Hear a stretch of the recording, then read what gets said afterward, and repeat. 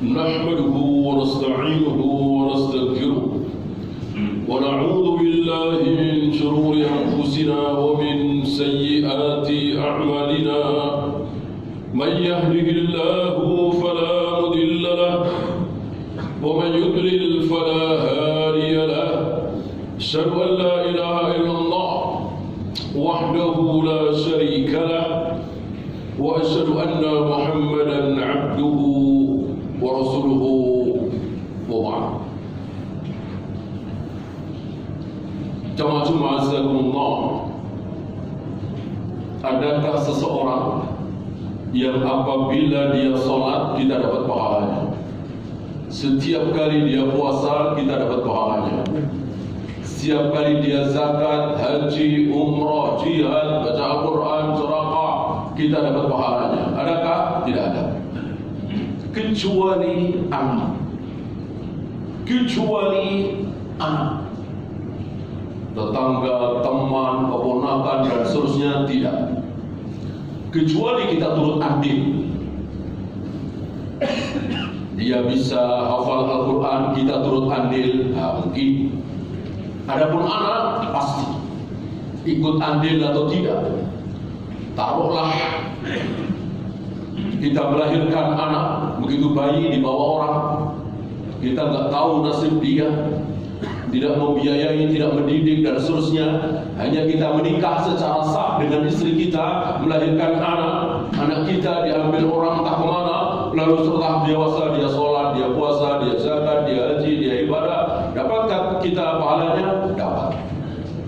Dapat. Ini makna sabda Nabi alaihi salatu wassalam, inna awladakum min kasbikum bal min atyabi kasbikum. Sungguh anak-anak kalian itu adalah hasil usaha kalian, bahkan hasil usaha kalian yang terbaik. Kata siapa? Kata Nabi sallallahu alaihi wasallam. Kata beliau, berarti kata Allah, tidak mungkin beliau marah. Wa ma yantiqu 'anil hawa in huwa illa wahyu yuha. Semua yang keluar dari mulut beliau adalah wahyu dari Allah.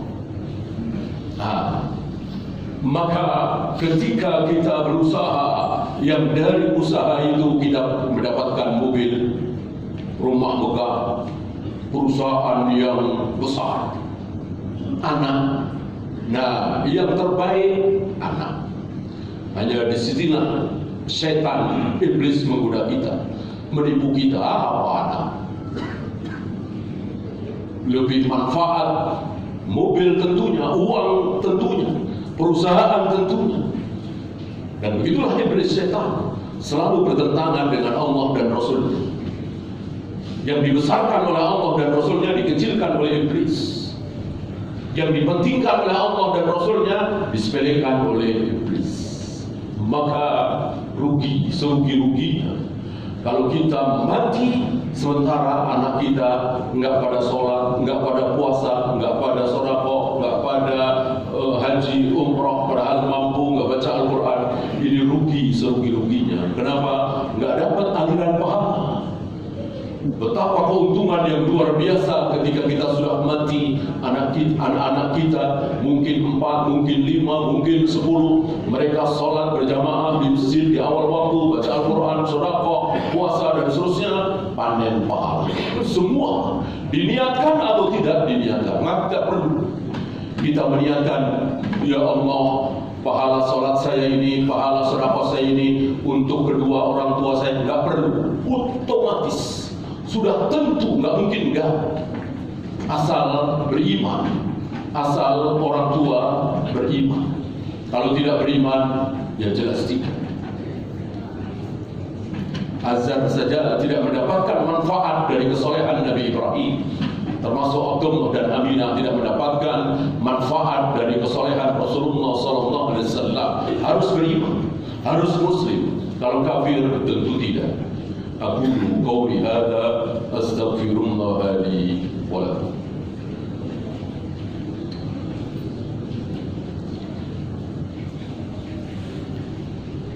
الحمد لله حمدا كثيرا طيبا مباركا فيه كما يحب ربنا ويرضى.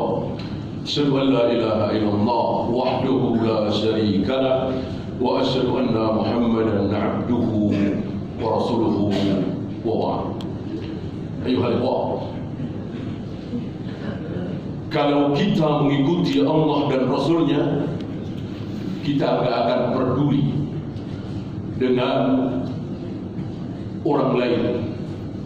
Yang kita pedulikan nomor satu adalah anak istri kita. Kenapa? Karena ini maunya Allah dan Rasulnya. Qu anfusakum wa ahlikum nar. Jagalah diri kalian. Setelah itu anak istri kalian. Dari apa? Dari api neraka. Jangan sampai anak istri kita tidak melaksanakan kewajiban. Jangan sampai anak istri kita melakukan dosa. Ini maunya siapa? Allah dan Rasulnya. Di sini iblis menipu kita. Setan menipu kita dengan mengatakan, lihat tuh gubernurmu, lihat tuh wali kotamu, lihat tuh presidenmu. Ya, jangan diam aja, jihad. Ini setan. Ya, sementara anak istri enggak pada pakai jilbab, anak istri sering terbengkalai sholatnya subuh kesiangan. Ya, kata setan, nggak penting. Inilah setan. Padahal, wallahi kita tidak akan ditanya di kuburan, di alam pada mahsyar. Bagaimana gubernurmu, bagaimana wali kotamu, bagaimana presidenmu? Kita tidak akan ditanya. Kita akan ditanya bagaimana engkau mentarbiyah anak-anakmu. Engkau diam saja ketika istrimu keluar rumah tidak pakai jilbab. Engkau diam saja ketika anak istrimu subuh selalu kesiangan. Engkau diam saja ketika anak istrimu merokok, mendengarkan musik, minum khamr, bermain judi, asuransi dan seterusnya. Engkau diam saja. Ini yang akan ditanya. Dan adapun presiden kita, gubernur kita mau bermaksiat, mau korupsi dan seterusnya, kita tidak akan ditanya. Maka ada satupun dalil. Disinilah setan iblis menipu kita. Seolah kalau kita diam saja saat presiden, gubernur, pemimpin kita, raja kita, khalifah kita ikut dosa. Dalil dari mana? Dalil dari mana? Presiden yang akan ditanya gimana rakyat kalian, gubernur yang akan ditanya gimana rakyat kalian. Adapun kita para rakyat nggak akan ditanya, nggak akan ditanya. Kata siapa? Kata Allah dan Rasulnya. Beda kata si kafir Plato yang mengajarkan faham demokrasi. Kita semua tanggung jawab, maka kita harus pilih yang baik dan seterusnya dan seterusnya. Kata siapa? Kata siapa? Kembali kepada Allah dan Rasulnya. Jangan tertipu. Kita tidak akan ditanya. Dengan demikian, nggak usah peduli. Ya, pedulikan anak istri kita. Justru kita, ketika kita semua memperdulikan anak istri kita supaya jangan bermaksiat, supaya taat kepada Allah, tinggal tunggu saatnya. Asal bukan 1-2 ya, bukan 10-20, tapi mayoritas kaum muslimin di negeri kita ini luar biasa agamanya, karena kita semua memperhatikan anak istri kita. Tunggu hadiah dari Allah. Tunggu karunia dari Allah. Wa ja'alna minhum a'immatan yahduna bi amrina lamma sabaru wa kanu bi ayatina yuqinun.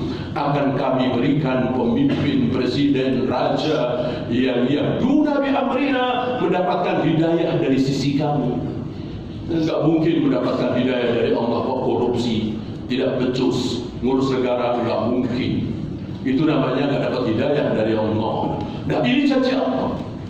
Janji Allah kepada kita semua akan diberi pemimpin yang yahduna bi amrina. Ketika apa? Lamma sabaru wa kanu bi ayatina yuqinun. Kita semua bersabar, yakin terhadap ayat Allah, taat kepada Allah dan Rasulnya. Kita ajak anak istri kita taat kepada Allah dan Rasulnya. Allahumma salli ala Muhammad wa ala ali Muhammad kama sallaita ala Ibrahim wa ala ali Ibrahim innaka Hamidum Majid. اللهم اغفر للمسلمين والمسلمات والمؤمنين والمؤمنات الأحياء منهم والأموات. ربنا لا تزغ قلوبنا بعد إذ هديتنا وهب لنا من لدنك رحمة إنك أنت الوهاب.